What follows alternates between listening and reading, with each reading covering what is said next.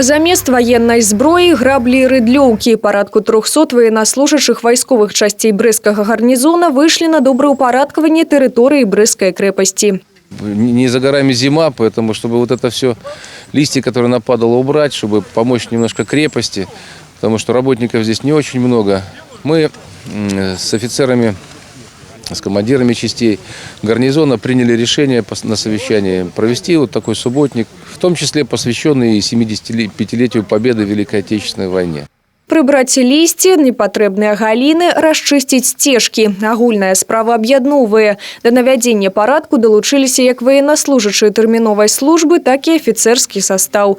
Месца абрана не выпадкова. Брэсцкая крэпасць – месца знакавае для кожнага жыхара краіны. Таму і стаўленне да яго асаблівае.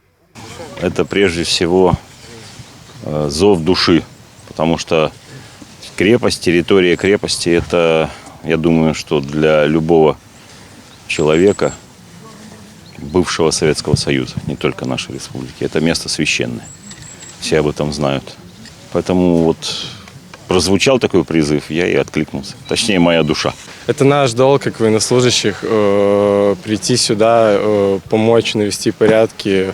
Все-таки это священное место. Працоўны дэсант не толькі ў самой цытадэлі. Суботнік адбыўся і на тэрыторыі 5-го форта. Тут працавалі военнослужачыя 38-й дэсантна-штурмовой бригады. Для солдат это неотъемлемая часть. Для солдат это, так сказать, честь, забота о территории, это уважение к нашим предкам.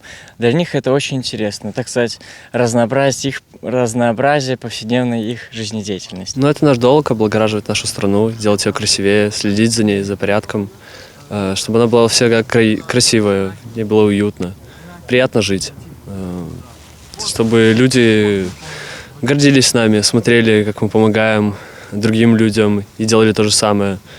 Чтобы была взаимопомощь постоянно, чтобы люди были добрее. Навядзенне парадку на тэрыторыі 5-го форта як ніколі дарэчы. У студзені пасля рэканструкцыі тут запрацуе музей.